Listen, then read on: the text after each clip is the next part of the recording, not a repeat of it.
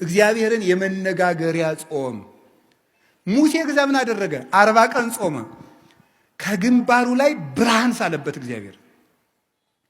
የእግዚአብሔር ብርሃን እንዲሳልብን የሚያደርግ ጾም ነው ይሄ ጾም።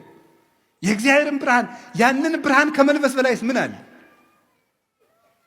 ያ ብርሃን ባለበት ደግሞ መኑ ዘይደምሮ ለብርሃን ውስተ ጽልመት፣ ጨለማን ከብርሃን ጋር አንድ የሚያደርገው ማን ነው አለ ቅዱስ ጳውሎስ። እንግዲህ ተመልከቱ፣ ስንጾም የእግዚአብሔር ብርሃን በእኛ ላይ ይሳላል። የእግዚአብሔር ብርሃን በእኛ ላይ ሲሳል ደግሞ ጨለማው ዲያብሎስ ከኛ ጋር ህብረት የለውም። ቤታችን መበጥበጥ አይችልም። አይምሯችን መበጥበጥ አይችልም። ለምን? ብርሃን ለብሰናል። ሙሴ ብርሃን ለብሶ ሲመጣ ታች የነበሩት ጣዖታት ተሰባበሩ። የሚጾም ሰው የሐሰት አማልክትን ይሰብራል፣ አጋንንትን። ብርሃን መልበስ ከፈለጋችሁ ጹሙ፣ መጨለም ከፈለጋችሁ ብሉ። የሚጾም ሰው የብርሃን ልጅ ነው። ሙሴ ጾመና ምን አደረገ? ከእግዚአብሔር በ10 ጣቶቹ የተጻፈ ምን ሰጠው? ታቦት። አስደናቂ ነገር ነው እኮ አላችሁ እንዴ!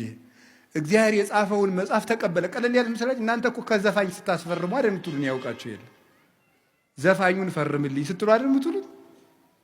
እግዚአብሔር የጻፈው ደብዳቤ ግርም እኮ ነው የሚያደርገው። ከእግዚአብሔር መልእክት እንዲሰጣችሁ ከፈልጋችሁ ጾሙ። ደግሞ ሽልማት የሌለው ጾም የለም። እኔ በዚህ እርግጠኛ ነኝ። ሽልማት የሌለው ጾም የለም።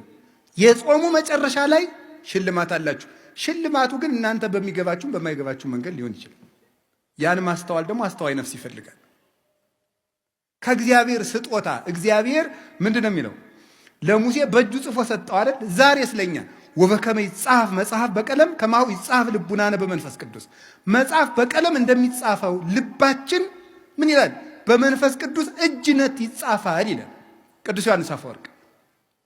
በመንፈስ ቅዱስ እጅነት ይጻፋል። ዛሬ እግዚአብሔር ልባችንን እንዲጽፍበት እንዲቀርጽበት፣ እነዚያ ብሩካት እጆቹ ሰማይን አንጠልጥለው ያጸኑ ምድርና ሰማያትን ሁሉ የባረኩ እነዚያ የተባረኩ የእግዚአብሔር እጆች ብሩክ እጅ ያጅ በልባችን እንዲጽፍ ከፈለጋችሁ፣ ስጦታ፣ ጥበብ፣ ዕውቀት በህሊናችን ሰሌዳ እንዲጻፍ ከፈለጋችሁ ጹሙ።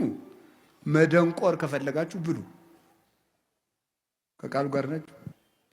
ነቢዩ ኤልያስ